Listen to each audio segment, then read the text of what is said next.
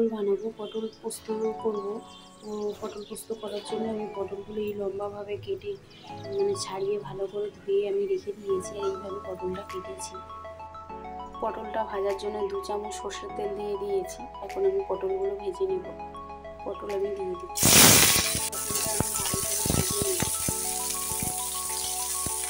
দুদিকে পোস্ত নিয়েছি, 2 থেকে 3 চামচ পোস্ত নিয়েছি আর অল্প একটু কারি পাতা নিয়েছি। আমি একসঙ্গে সব ভেজে নিই।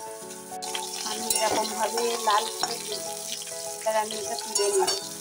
পোস্ত বাটা হয়ে গেছে। আমি অর্ধেক কাঁচা লঙ্কাটা আমি বেটে নিচ্ছি, নিয়ে তারপরে তুলে নেবো একসঙ্গে। পোস্ত বাটাটা আমার হয়ে গেছে। পটলটা ভেজে আমি তুলে নিয়েছি।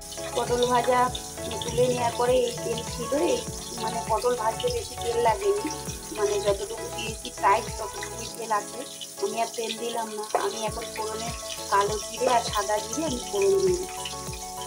আমি তেলের মধ্যে পোস্ত বাটাটা দিয়ে দিলাম, কাটি ধুয়ে জলটাও দিয়ে দিলাম। এবার আমি ভালো করে নেড়ে ছেড়ে নেব।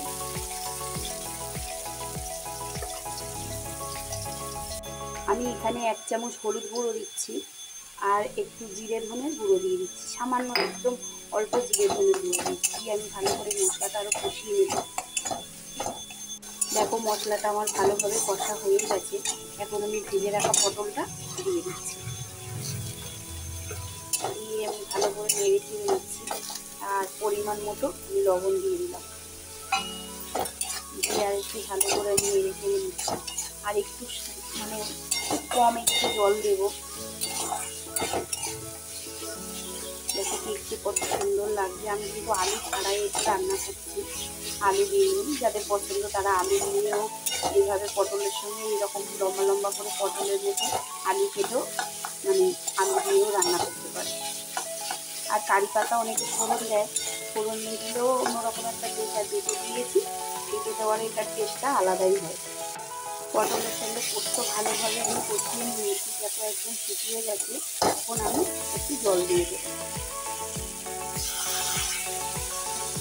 একটু জল দিয়ে দেবো। তো যে জলটা দিয়েছিলাম খুব সুন্দরভাবে ফুটে গেছে। আমি এখন একটু চিনি দিয়ে দিচ্ছি। এটা একটু নিরামিষ রান্নাতে একটু চিনি দিলে বেশ, আর পোস্ততে একটু চিনি দিতে লাগে, বেশ স্বাদ হয় অন্যরকম। ওর জন্য অল্প করে একটু চিনি দিয়ে দিলাম, খুব সামান্য চিনি দিলাম। আমি আর একটু নেড়ে চেড়ে দিলাম। এই রান্নাটা প্রায় হয়ে এসেছে।